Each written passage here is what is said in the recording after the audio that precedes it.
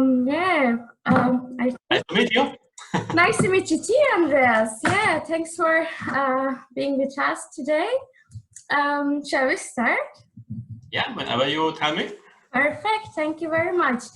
So welcome everybody to our masterclass tonight, a journey through Spanish wines with Master of Wine Andreas Kubach as part of Spanish Wine Week in Ireland. This year we are celebrating the 5th year of Spanish Wine Week in Ireland. So big thanks to the Spanish Embassy in Dublin. They were organizing it and supporting it all the way through. So thanks for everybody, Sarah, Esther, and all the other people as well. So for those who doesn't know me, my name is Sevgi, and I run a company called A Wine Idea in Ireland, and I organize wine tastings and provide some wine education as well. So our special guest tonight is Andreas Kubach. As you all know, he's a Master of Wine based in Spain, and he's a winemaker, co-founder and managing director of Peninsula Wines based in Madrid. And he's a Master of Wine since 2017. Any questions, guys, you have during our masterclass, you can ask on the Q&A section or raise a hand. So please send all of your questions, and I think lots of people as well tasting the wines that we are tasting as well. So you got the wine, so I'm very excited for that. I'm going to hand over now to Andreas and let him tell us a little bit more about himself. Thank you again so much for joining us, Andreas. Over to you. Thanks for having me, Sevgi. Pleasure. Very happy to be here. Yeah, welcome everyone. Maybe I should start saying I'm a Spanish national, but I'm of German origin, and I learned English in German school, so that's the reason for my German name and terrible German accent, I know, so apologies for that. But I really am a Spanish wine producer and a very proud Spanish wine producer, and have been so for over 25 years. So I'm here really to talk about the amazing diversity that Spain has to offer as a wine country. Spain is an amazingly complex, beautifully complex, complicated sometimes, diverse, mountainous country. And us Spanish wine producers sometimes feel that we are slightly misunderstood, or at least people don't really know enough about Spain. There are many reasons for that. History, dictatorship in Spain, and also maybe a bit of our own fault as producers who haven't articulated our differences clearly enough. So my objective tonight is really to give you a little glimpse of that amazing diversity of the country. It says a journey through Spanish wines. I think it should be a journey through some Spanish wines, or maybe even a journey through some slightly different Spanish wines. But I'm sure, Sergio, you have some other events this week who I'm sure will cover the more mainstream wines. So I will focus on some odd bits and using 4 of my own wines, wines I make with my team at Peninsula. Peninsula is, to explain it romantically, it's a bunch of people who have been in this business for a very long time, who have known each other for a very long time, and we share values and a conviction about what we should do in terms of presenting Spanish wines that are authentic, that are really rooted in their origin, and that are worth drinking. We want to make wines worth drinking. I founded the company now 6 years ago with initially 2 friends and partners. One is another Master of Wine from New Zealand, Sam Harrop, who has been a friend for a very long time. And the 2 others, the third partner is a Spanish viticulturist who has an amazing estate in Cuenca in central Spain, and we will be tasting one of the wines we make there. And now we have a 4th partner who is also a wine entrepreneur in Rioja, and we are tasting a wine we're making at his place. So Peninsula runs those places. We manage, we have viticulturists, winemakers, and we also sell the wine. So we manage every aspect from the vineyard to the glass and run those wine estates. I know how boring it can be when wine producers talk about their own wines, so I would love this to be as interactive as we can. So please, Sergio, if you want to interrupt me anytime, if there are any questions, please go ahead, and it should be a dialogue and not some kind of boring monologue. I've picked 4 wines. You know, Spain, when I talk about diversity, Spain is the second most mountainous country in Europe after Switzerland. Quite a few people don't know that. We have all those different mountain chains and valleys that obviously bring huge differences in climate, in soil, in varieties, and also in culture and in food and even in languages. So I really encourage people to travel the country. The whole Iberian Peninsula really, and the islands are really nowadays the source of some really fascinating wines, and it's really worth going beyond the classics and certainly traveling beyond the coast and the beaches and the islands, even though they're very nice. But as soon as this whole coronavirus thing is behind us, please come and see us. So the first wine we're going to taste is from the very north. It will be, we call it an Atlantic wine, Vino Atlantico, from the Biscay, from the Bay of Biscay and from the province of Vizcaya. It's a Chacoli, but a slightly different Chacoli. After that, we are moving to number 2, which is an orange wine or an amber wine. It's a skin contact wine, so it's a white made like you would make a red by actually macerating the juice with the skins. And it's a very different style, but it has a lot of tradition in Spain, and we think it's a tradition worth actually preserving and reawakening in a way. And then we will have 2 reds. One is number 3, we call it Vino de Montaña. It's a mountain wine from a big mountain range, which is called the Sistema Central, which has a huge tradition for garnacha wines, and there are beautiful old vineyards there, and a very different style of what many people are used to when it comes to Spanish reds. And finally, we will go to a classic area, Rioja, but maybe a slightly different Rioja than what most people are used to. We are trying to make really terroir-driven Rioja wines that are really expressive of that area, those beautiful high-altitude vineyards in that particular part of Rioja. So these are the 4 wines. I think we can probably spend, what, 6 to 8 minutes on each wine, and I would love to have some time at the end for whatever you want to talk about or ask me any questions. So the first wine, as I said, is the Chacoli. So Chacoli is a little area in the Basque country. Those of you who have heard of Chacoli may perhaps identify the wine with a traditional style, which is a very light, low alcohol, high acidity, sometimes slightly spritzy white wine, very refreshing with pinchos in San Sebastian, but in our view, not a hugely complex or interesting or age-worthy wine. There's a new trend in the last years to actually show the potential of the area, of this very green and very rainy part of the country, to make a different style of Chacoli that actually expresses not so much the way it's made, but more where it comes from. And we found that beautiful little vineyard. Actually, you want to go one slide, continue to the next slide. They have a picture of the vineyard this particular wine comes from. And you can see, when this is not your typical Castilian landscape, that's Vizcaya. It's lush, it's green. Those mountains you see in the back are actually the only thing that separates us there from the Cantabrian Sea. So the sea and the whole sea influence is only 20 kilometers away. And that's a planting which my business partner did about 22 years ago, selecting very carefully the site. It's a very steep, beautiful site, and he picked a local variety called Ondarabi Suri Serratia. It's a very complicated Basque name, but you have it on the bottle. Those of you who have the wines in front, if not, you can Google it and you will find it.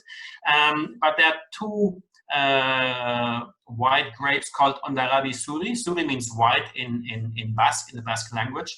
But there is Suri and Serratia. Serratia is for us the more interesting grape. It's in France, it's called Petit Corbu. It's a much more aromatic and we think, interesting variety than the straight Onarivisuri. So what you have in your glass is a single vineyard, single variety Chacoli from Biscay in a very different style than what the people identify with Chacoli normally. So I poured myself, obviously, my 4 glasses. So I'm. Yep, I poured myself as well. Yeah. So what you will find, I mean, it's immediately on the nose. It's a very aromatic wine. It jumps out of the glass. It's also it has real complexity. It's quite an Atlantic style. It reminds you more of maybe a German Riesling than a classical say white wine from Spain, and makes sense because of that very rainy, cool climate. It's quite tough to produce wine here. It rains more than in the German Mosel, to give you just a reference. So it's not necessarily easy. Yeah, let's taste it.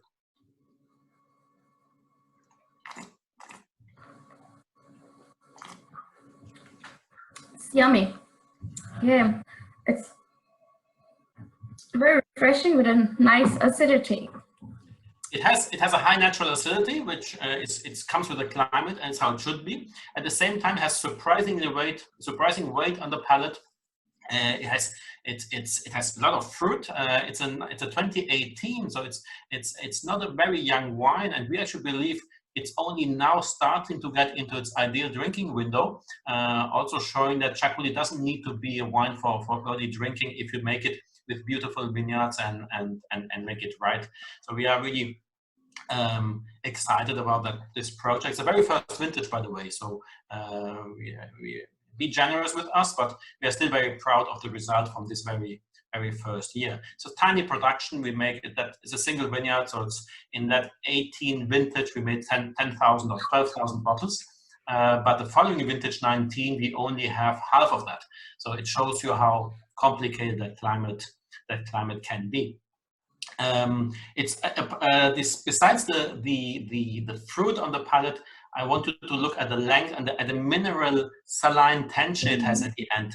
You know that word minerality. It's very fashionable right now in the wine business. We use it a lot. We think it's a useful term, but we use it on the palate, never on the nose. For us, it's that saline tension at the end of the palate which contributes to the length and to the interest of the wine. And I think this is really a fruity and mineral wine at the same time, which I think adds to its interest.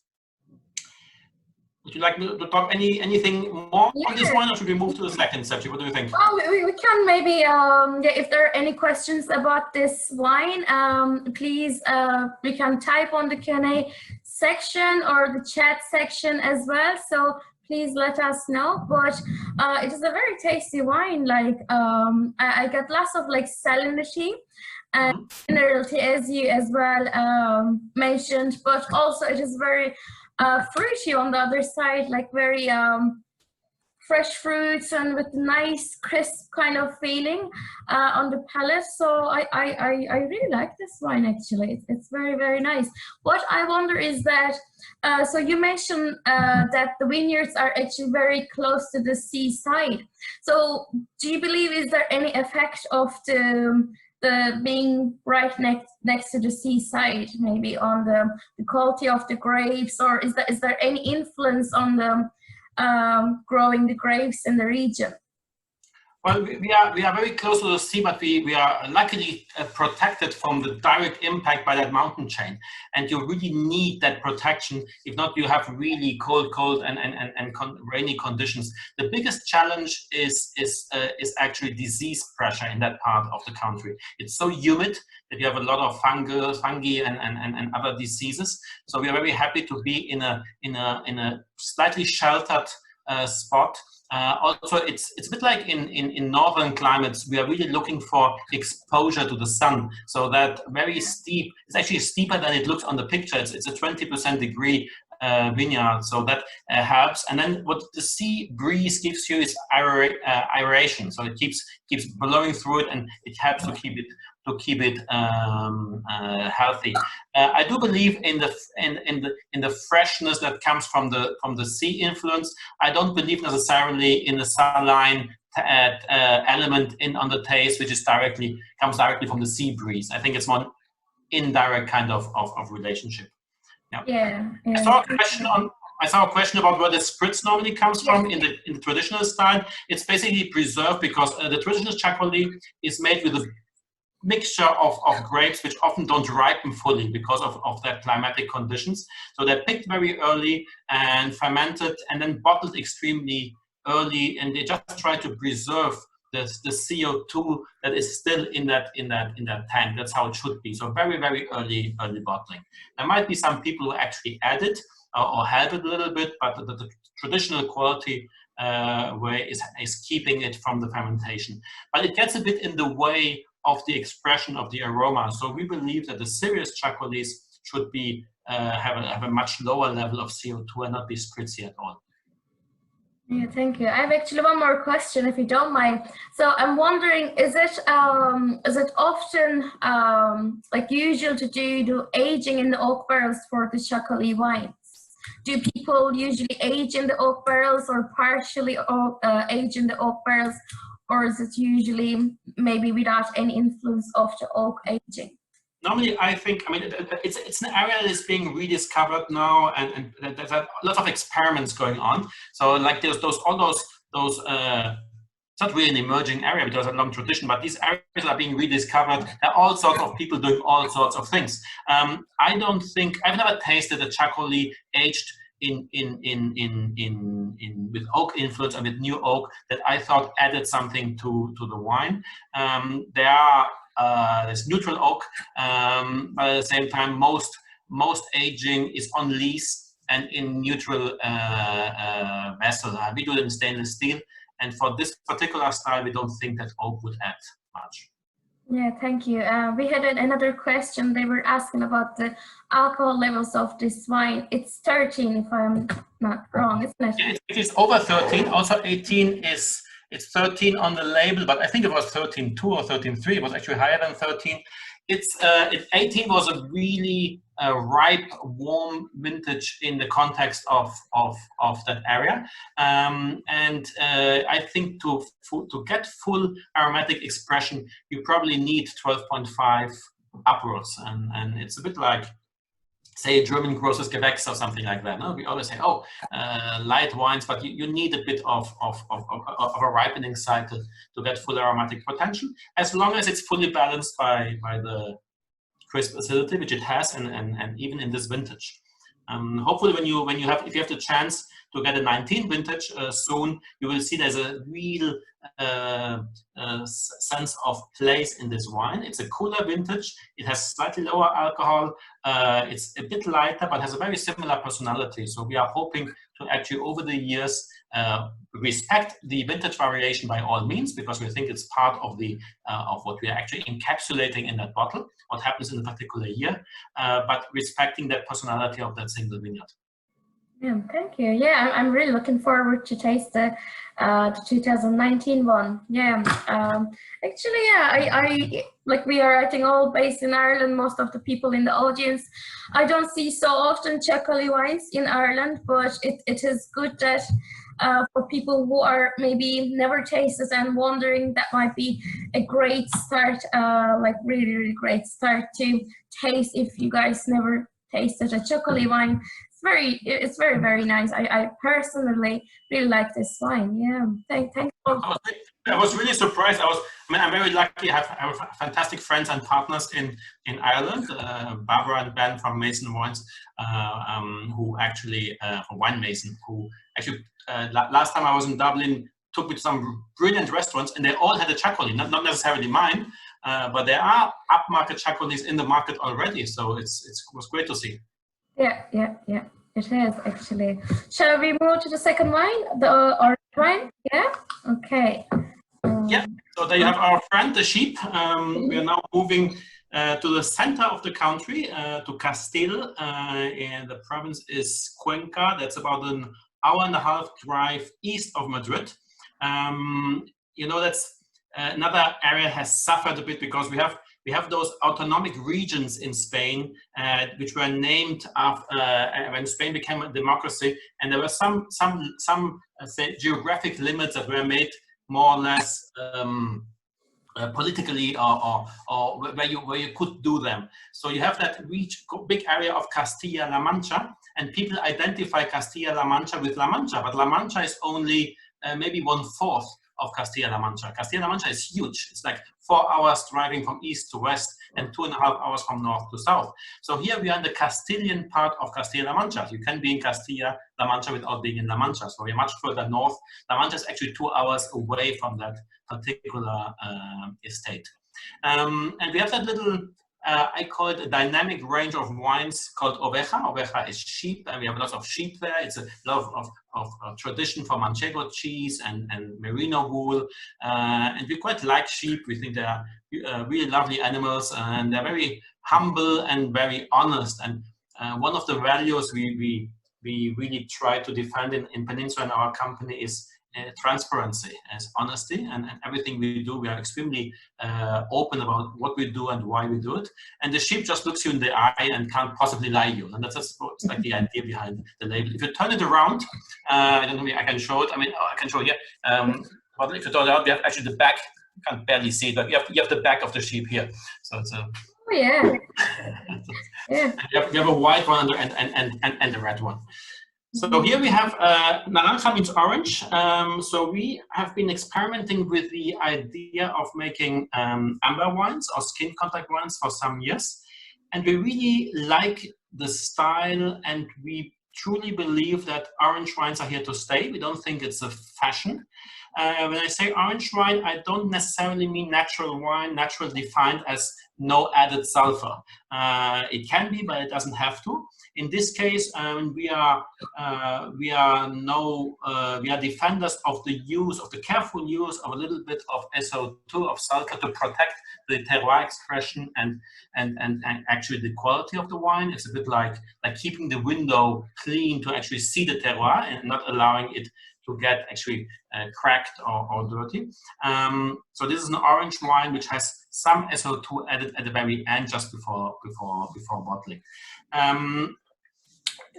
Those grapes are picked, they are destamped, they are put into a tank and fermented on skin for practically half a year. We started with 4 months in the first vintage. We kept tasting and tasting, and there's a very interesting dynamic in that tank, in that maceration process, and the wine starts getting things from the skin, even tannin. You know, we always talk about tannin with red grapes, but white grapes also have tannin, polyphenols, not that many as in the red wine, but there's still some, and they keep passing into the wine, and it starts very fast, and then actually it stabilizes, and then we actually try to make a decision on where the perfect balance is. And after 6 months, the wine was just pulled off those skins and directly bottled with a very slight filtration to keep it also stable just before bottling. So the interesting thing about skin contact for us is that by adding that tannin to the wine, you are getting a new element to play in the balance on the palate. You know, white wines are normally balanced between alcohol and acidity, but by adding tannin, even if it's a tiny little bit, you are actually adding a third element, which is especially interesting in warmer climates where you might not have all the natural acidity that you are looking for. So we believe that in warmer climates, and here we are in a warmer part of Spain, it's very high, so it's moderated, but it's much warmer than the Chacolí area, for instance. So we think that's an interesting category in that part of the country. And it has been a tradition in the Middle Ages and much later.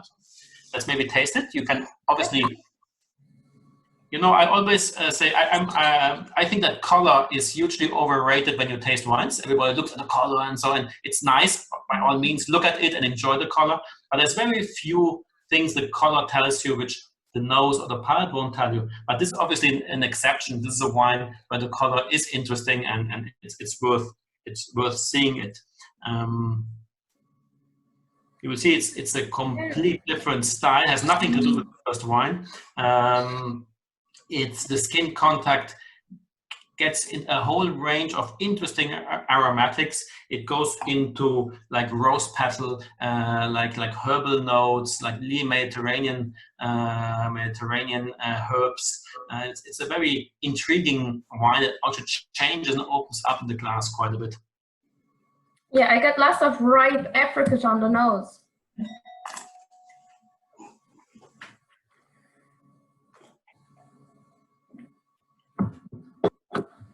And on the palate, it can be a bit of a shock the first time you drink those wines if you're not used to them, because of course there's a certain tannicity, and these are ideal food wines. They're very gastronomic. They're very versatile.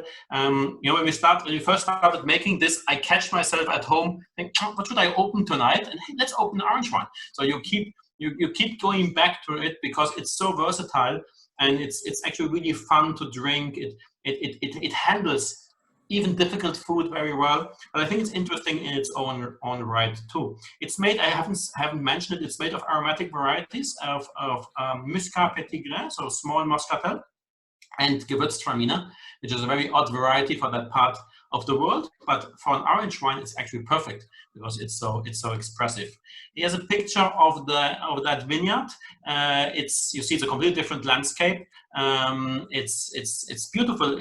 Also, it's wide open spaces, and we have all those beautiful oak trees in the middle of the vineyards.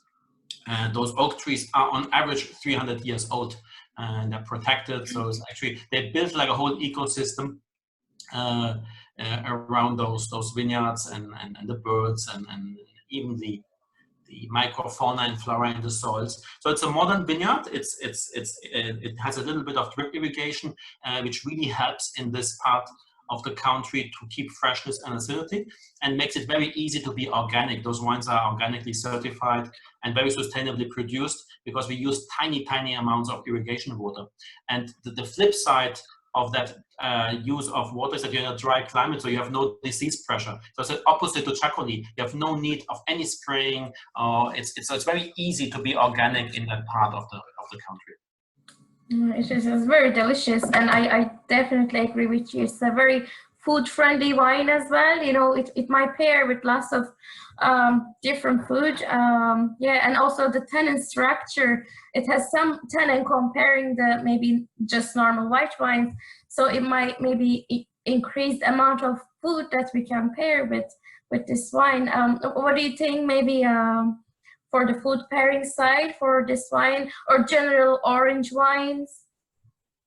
Oh, I think we should experiment and just try it. And I'm not a big fan of recipes in that sense, but it does handle it because of the structure. It handles bitterness, for instance. So if you have like the classic hard to pair vegetables like asparagus or artichokes, these kind of things. So I had like with a beautiful like vegetable rice. But even like fish stews or meat is extremely versatile. It also polarizes people a little bit. It's really amazing. It's fun because you put it on a dinner table, and half the table will just hate it, and the other will love it. And so it shows that taste in wine is slightly subjective, and that's part of the beauty of it. So you should actually explore and keep drinking as widely as you can. Yeah, thank you. We have another question. Is it true that Gewürztraminer wine is normally from the Alsace region of France? So, well, Alsace is a big producer of Gewürztraminer. Let's say this round. There are other parts of the world, but it's typical of Alsace, of some German regions, Austria, some other bits and parts of that region. It's very uncommon in Spain, and rightly so, because it's a low acidity grape that doesn't benefit from too much sunshine, really. So we actually when we started managing those vineyards and that company, we found that vineyard and it was planted, and we said, what the heck should we do with that? Because we really didn't want to we couldn't make a fresh, light Gewürztraminer in Alsatian style because the climate is not right. And then we just said, let's try an orange wine, and it works beautifully. So I think we have found a solution. So we're even tempted to plant more, but let's see. Yeah, it's a very nice one. I really liked it. But as you mentioned, I think if you're trying it, orange wine in German first time, it might take a little bit while, at least for trial to, I think, getting used to the style. So like half a table like, half a table might not like, but maybe after a while, the half maybe not like the wine, turn to the other side. Maybe they like it. I believe it might take 5 times to try, if it's a very new style for us, I think. Yeah, I agree. Yeah. Yeah. So shall we start with the red wines that we have? The reds? Yeah. So we are moving now to the mountain wine. So we have that mountain chain called the Sistema Central that roughly divides the Iberian Peninsula in north and south. It's like a huge granite mountain chain, quite high. It goes to 3,000, more than 3,000 meters actually, many peaks of over 2,000. And it goes at different mountain chains with different names that like flow into each other. So west of Madrid, you have Sierra de Gredos, which has become very fashionable in the last years, and is a very nice source for garnacha wines, old garnachas on granite at high altitude. We make village wines there. We make a village wine in Cadalso, one in Febreros, which are local villages. Then if you move further to the west after the Sierra de Gredos, there's the Sierra de Francia, which is already in Salamanca. And then nearly in Portugal, there is a third mountain chain called Sierra de Gata. And it's one system, but 3 chains. And in all of those 3 mountain chains, you have beautiful old vineyards that are not being, they have no route to market. So if you go to the next picture, so you can see one vineyard. This is how it looks there. I mean, you have those amazing old vines, which are actually nearly wild, with all sorts of, in that case, it's olive tree, plants, grass in the middle, and in this case, it's a close, so it's even surrounded by that little old wall of stones. And those vines that they used to be famous and used to be in demand in the 18th and 19th century, and most of those vineyards got forgotten in the industrialization of Spain in the 20th century. So you have those amazing parcels with growers who get literally nothing for them. There are some local co-ops, they pay 60-70 euro cents for a kilo of grapes, and it's just not sustainable. They will stop to exist. So we thought, let's try to build market access for them. If we can somehow get the personality of those vineyards and that those grapes into the glass, we think they have a reason to exist. So we actually used local people to pick this, put it in a truck, and ship it to our winery to produce what we have in the glass. Garnacha is the main variety in that mountain chain, but there are other little varieties that are very little known. In this case, we have Rufete, and we have Pinuela. Pinuela is a variety which we didn't know when we started. We had to send cuttings to a university to actually analyze what it is, and it's a local variety that comes from the Portuguese side, because the Portuguese border is only 10 kilometers away or 15 kilometers away. So Spain has that huge reservoir of indigenous varieties that are still to be explored. Another thing we haven't communicated well, even wine experts keep telling, all the indigenous varieties of Italy and Portugal, which is true, but Spain has hundreds of them, and it's just not known. It's also a bit our mistake as producers, because we think the Spanish wine industry in the 70s, 80s, 90s were so keen in pleasing the market that they started planting like the same varieties all around the place, like Tempranillo, for instance. So Tempranillo is a fantastic grape, and we are tasting one later, but it's a fantastic grape in the north of Spain. It's not as good once you move into the south, because it's an early ripening grape. But Garnacha is perfect for these areas. So talking about color again, if you look at this, and if you, those of you who have both reds in front of you can see the difference. So Garnacha is not a deeply colored grape, and has really the potential of making lighter, elegant, food-friendly wines, and that's what we want to achieve here. So if Again, it's a 2018 fermented in concrete tanks mainly. Concrete, which is neutral, but it has some advantage, and we like concrete very much, especially for garnacha. And no oak at all. There's no oak influence, and we really want to keep that primary expression of that area, but not cover it with secondary aromas, which would be the fermentation aromas or tertiary aromas from the aging. You will see that the fruit profile is very fresh, it's very lifted, it goes into the small fresh strawberry things, raspberries. It's not a dark or jammy fruit, it's a very fresh, crunchy kind of fruit, which makes sense because of the altitude and those old vines.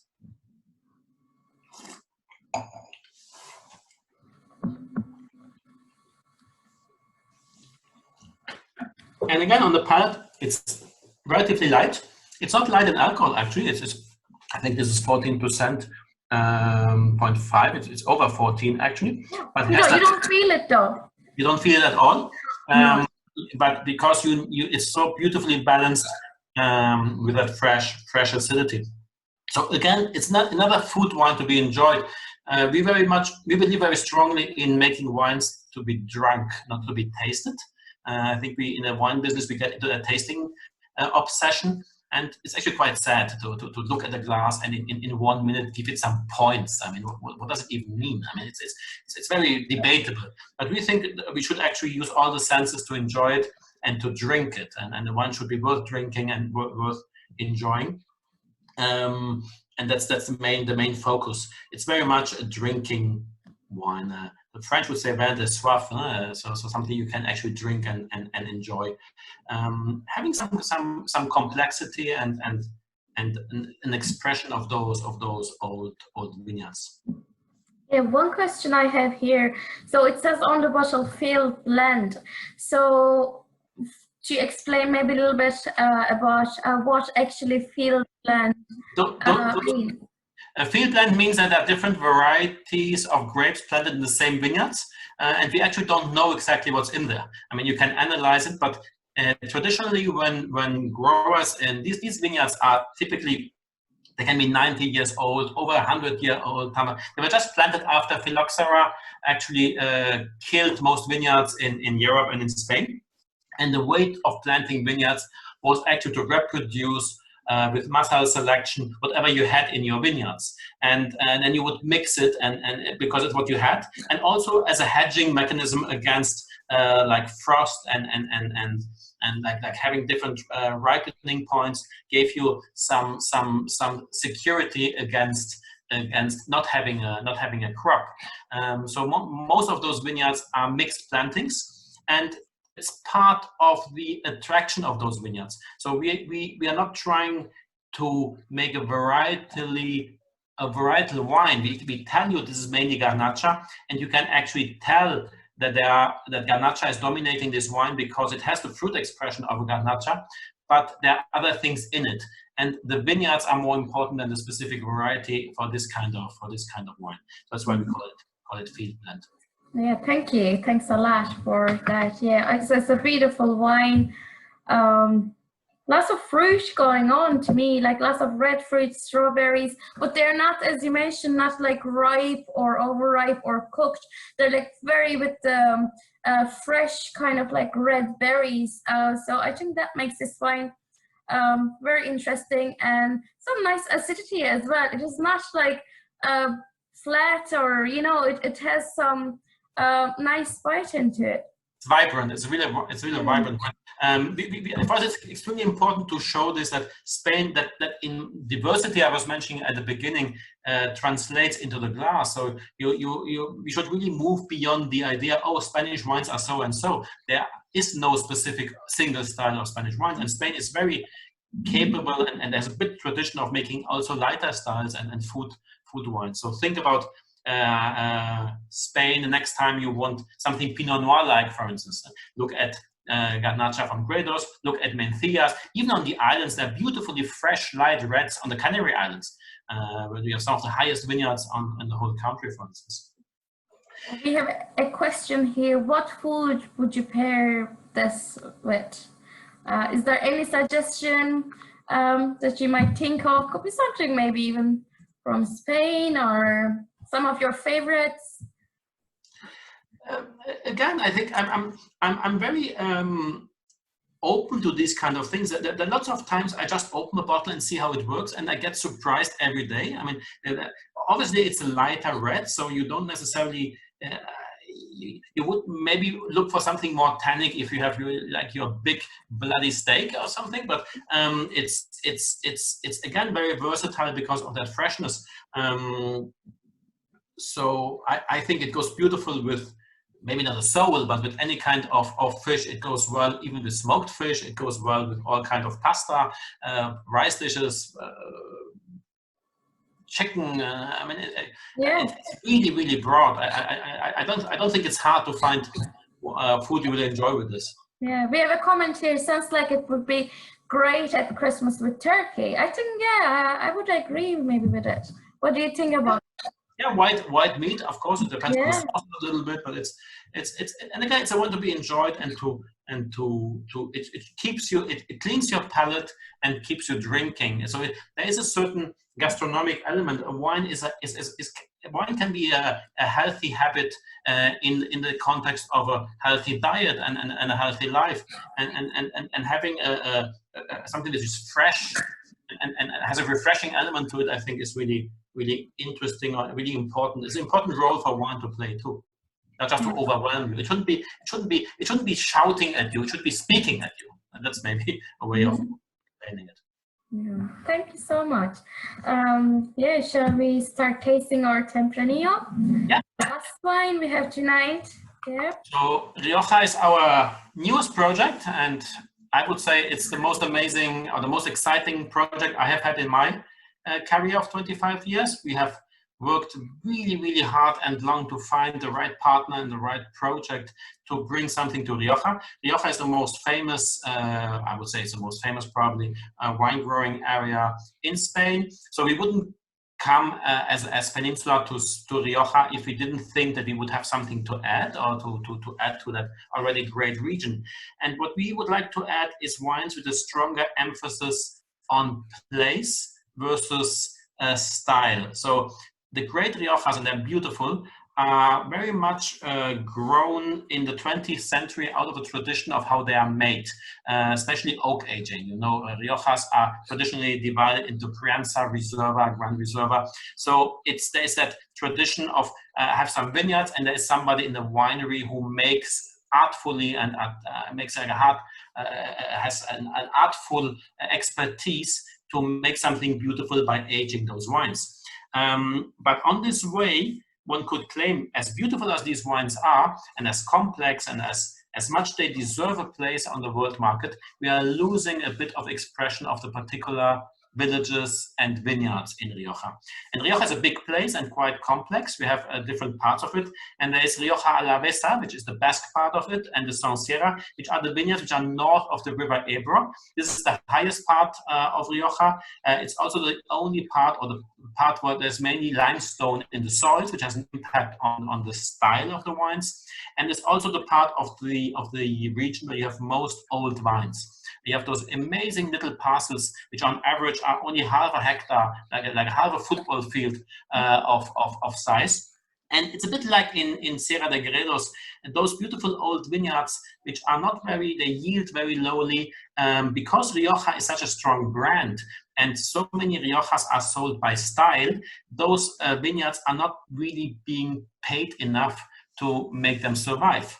Or the market is not discriminating between the classic Rioja and those beautiful vineyards, because people are blending them all the time.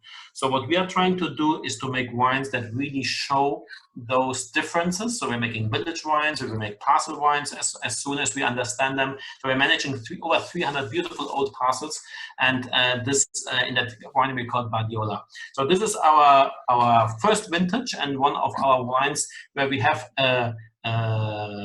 made of a selection of all those little parcels. There you have the scenery there. Again, mountains. There's the Sierra Cantabria over there, and this is a picture obviously in spring after pruning. But you see in the background, in the middle, like all those little parcels of old vineyards, and that's why we call it Las Parcelas, because it's our deception of parcels. So this is hand-picked and fermented in a very simple way, and only a small part of this wine sees malolactic fermentation, the second fermentation in oak barrels, in bigger oak barrels, and then it's blended back. So you have an interesting wine which is age-worthy, which is not a Crianza and not a Reserva, and doesn't want to be a Crianza or Reserva. Because a side effect of those Crianzas and Reservas is that there are very few high-quality grapes that are used to make younger wines or unaged wines. The Joven category tends to get the cheapest grapes, the overcropped grapes, the not very healthy grapes. So here you have a younger wine, or an unoaked wine, made with grapes which would normally go into Reservas. Oh, sorry. So I hope when you smell it, you immediately should see the intensity, the complexity, and the depth of fruit you have here. It's focused on primary fruit. So we want really this. For us, it's a very typical Rioja Lavesa fruit. It goes into the blueberries, very fresh blueberries. There's no oak element, and there's no carbonic maceration, which is another thing which is very typical for young wines in Rioja. But carbonic maceration, while a useful way of making easy drinking, easy going wines, makes the wines very similar. It hides origin, because the carbonic maceration character smells the same all over the world. So here we are avoiding carbonic maceration, and we are avoiding any oak. And it's an 18, so it's already 2 years old. And we think it's only starting to be at its drinking window. And we're showing that if you go to those really beautiful high altitude old vineyards, we can actually make wines of place and not only wines of style. We're not saying it's better to make wines of place and wines of style, but we think that Rioja deserves to also offer wines of style and have like a parallel quality pyramid besides the classical Joven, Crianza, Reserva. A question here. So how do the Tempranillo grapes get some benefit from the limestone? So you mentioned, especially in Rioja Alavesa, there's lots of limestone. But what would be the effect of limestone on the quality levels of Tempranillo grapes? Yeah, there are a lot of scientific papers on that, and an ongoing discussion. It's a fascinating subject. And it's not finished. So there's a lot of investigation which has to go on. From our experience, we find that limestone tends to be quite poor as a soil. So the plants, it has a natural effect on yields, on lowering yields. It forces the plants actually to struggle a little bit for water, and it has, for me, a very interesting effect on the texture of the tannins. It gives you quite muscular tannins, but are very fine. Once you get more into clay, the texture changes completely. And I can't explain scientifically how it actually happens, but it's consistent when you taste. So if you want, and it gives a freshness, and I would even claim that tension and that minerality again has often a link to limestone soils. So if you want to make elegant, like food-friendly, fresh, age-worthy Riojas, limestone is ideal, and limestone happens to be mainly in Alavesa.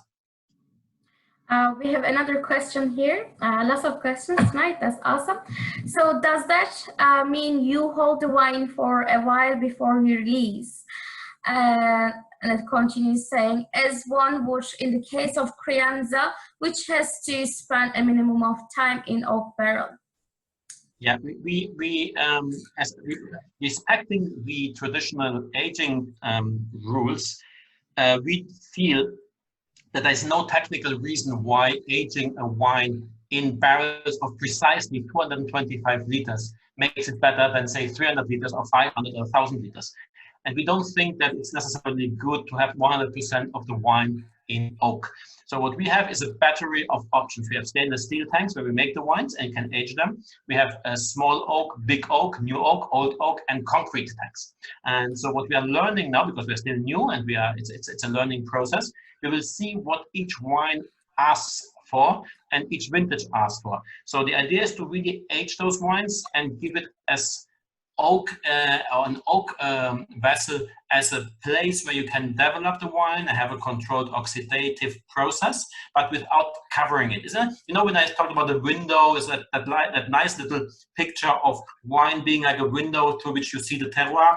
So if you use too much oak, it's like a curtain. You're like covering it.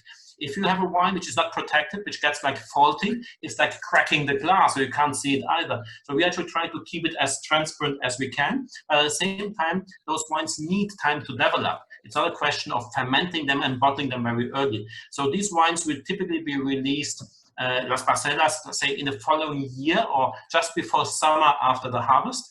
Seems to be a nice kind of balance. Yeah, thank you very much. Yeah, let's taste this maybe. Yeah. A lot different than the previous one. They're completely two different wines, and especially tasting one next to the other one, I think explains a lot more and showing the differences between them in a very easy way. It's a very precise, direct way of comparing Garnacha. It's mainly Garnacha and Tempranillo. You can really see the difference in fruit character, and it's not masked by anything. Yeah? And you can see that the fruit is not simple. Just because you don't age the wine in oak, it doesn't mean that the wine lacks complexity. It shouldn't be. The vineyards are so amazing, and that fruit quality is so great, and they're just sitting there. I mean, if you go with me to that vineyards, I mean, if you look at it, it's shouting at you, do something with me. I mean, you have to be nearly an idiot not to make a good wine of it. It's really not hard, but it's an absolute pity to not actually translate that essence to the glass. And that's what we think. It's a bit, Rioja is a great area, very successful around the world, but it had a bit of a glass ceiling in terms of pricing. And this has also to do with the fact that we have failed to translate precise origins into the glass, and people actually cannot really relate with it. And there is, of course, a limit to how much you will pay for a wine of style. Yeah, I have one more question. It's a bit more the political side of, I think, Rioja Alavesa. So Rioja Alavesa is, I think, in the Basque Country. So let's say in the case of a bit more, you know, the separation, would Spain lose Rioja Alavesa, or what do you think about this topic? It's a bit, I think, intense, but a bit politics involved. I mean, I'm a strange character to talk about politics, because I'm that strange mixture. Nobody knows exactly where I'm from and what I am, but I'm feeling half Basque now because I spend so much time with my Basque partners. I love the country. I spend holidays there. I'm not thinking it's happening. It's not happening in our lifetimes. There's no will to separate the Basque country. I really don't think so. There is a political element in Rioja Alavesa, but I think we are on the right way, hopefully, to make sure that Rioja Alavesa and the Sonserra, by the way, which is the part of Rioja Alta, which is north of the Ebro, which has very similar growing conditions. The rulings of Rioja have to evolve to make it possible for terroir-driven wines to express themselves. And those restrictions, which have grown to protect the traditional wines of style, which is fine, actually are sometimes limiting the options we have, making a different style. And I understand where the limitations come from, but it's normally I would say a non-well-informed fear of losing something. And I think it's exactly the opposite. Enriching Rioja with interesting terroir-driven wines makes the whole region better and doesn't make the classical wines any less good. I love the classical wines. I mean, I love a Prado, Enea, Tondonia. I drink them all the time. They're some of the greatest wines on earth, and they're beautiful, and they should actually continue doing what they do. But additionally, we have to find a way to actually make those village wines and those parcel wines. And the current legislation, even the new ones, have the right intention, but are really badly executed. So we have some real challenges there for the next years. So the anger of Rioja Alavesa growers comes from those limitations, and that they are constantly overruled in the Consejo by big producers who are just fighting for their own rules of mass-produced Rioja, which is fine, but we need to find a niche to actually be able to work in Rioja. And if we do that, there is no risk of separation. Yeah, thank you. And what do you think about the new name for Rioja Baja? I think it is changed or changing into Rioja Oriental. I find this is very... This was before our time there, so I didn't see those debates from the inside. I would have advised against it from our perspective. I mean, we have made wines and sold wines around the world, the whole Peninsula team for many years. So we have a very global perspective, and I just don't get it. I mean, I keep having friends who ask me, "Oh, should I have this with Chinese food?" And that's the first thing I thought. I'm like, "Oh, Chinese takeaway." But it's the problem if decisions are taken by committee, and when you listen to the wrong kind of people, I guess, I don't know. It's not helping. It's not helping. Is it hurting? I don't know. Honestly, if somebody makes a beautiful garnacha in Rioja Baja Oriental, who cares actually? No. So I think it will be a Rioja. And actually, that part of Rioja has some amazing potential, especially for garnachas, which we don't have in Alavesa. You see, even in that micro world of Rioja, even there, Tempranillo, the ground zero for Tempranillo is Alavesa and the Soncera, no doubt. But the beautiful old garnachas of Rioja Oriental are also worth exploring. And maybe they can just hide the name Oriental a little bit. Yeah, thank you. We have a comment here. Julie says, I think it is fantastic that you're exploring parcel wines here. So much love for Rioja, but it becomes generic. I think it adds something. I mean, we want to be, we are very humble in this approach. I mean, we don't want to say how things should be. We have no clue how things should be, but we do feel that there are those amazing vineyards which are not being represented in the market. So we see ourselves more as advocates of those vineyards and those growers and those villages, and we think they deserve a place in the market. And we know how to make wine of them, we think, and we know how to take them to the market. And that's our contribution. It's not about fighting something which exists. It's about adding. And actually, people in Rioja have been so lovely. I mean, we have been really received with open arms. Amazing. I mean, the producers, we are in Villabuena, the other producers, I mean, they called our doors. Hey, can we help you? Do you need a pump? Do you need this? That's a really welcoming culture. So our only problem is sometimes that administration, which is really seeing something which is not necessarily real in the market outside. But slowly I think we will get there and let the wines talk, hopefully. Yeah. And we have another question. Can you share the approximate retail price for all four wines in Ireland? So would you like to answer that? I think it's around 25 to 35, maybe something around that. I'm not so 100% sure.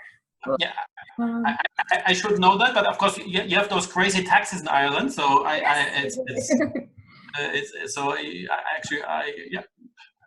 Yeah, I think it's around 25, 35, 40, kind of around that range. I think Oveja is a less expensive wine in Vino de Montaña. They should be around 20, I guess, and then the Atlantico and Parcelas. Actually, Parcelas is one. Yeah, there should be a similar price. They should be around between 25 and 30, I guess. Yeah, thank you so much. Do you have any other questions? Would you like to add something more? I just see a message. Rioja is 25 retail. Okay, thank you so much. Yeah, he should know. Thanks, Garrett. Yeah.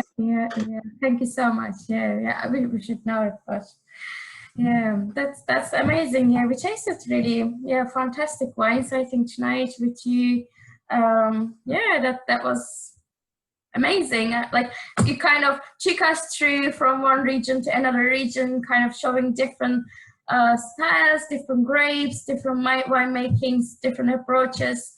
So that's really amazing. Thank you so much for being with us tonight with us. Yeah. Pleasure. Thanks for your interest, and enjoy them, and can't wait to have a reason to go back to Ireland as soon as I can.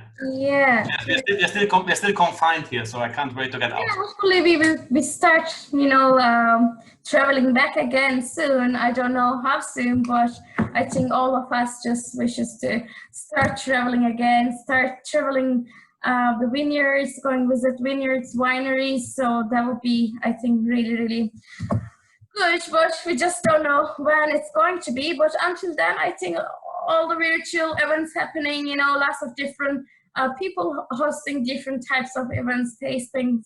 I think this is all we can do until we start really traveling. I just also want to mention, as part of the Spanish Wine Week, we have a couple of more masterclasses, tastings. So if you're interested, tomorrow we will be with Jonas, tasting some wines from Galicia, and Friday we'll be tasting 3 different wines from Spain again, and then on Saturday we will be with Almudena Barca, and we'll be tasting Tempranillos from 4 different regions. So thanks so much. We have a comment, really informative and interesting. That's, I think, very nice to hear the feedback, the good feedback. But thank you so much, Andreas. That was great people, Jonas and Almudena. It's amazing to have all those people there. My fellow students, you will love them. Oh wow, that's good. That's fantastic. We have. Thanks so much, Sevgi, and yeah, any time. And as we can't travel with the wines, and try to find the territory in the glass, which is what is all is about, the cultural part of wine. Thank you so much. Enjoy. Yes. Yeah. Thank you. Bye bye. Bye bye. Thanks.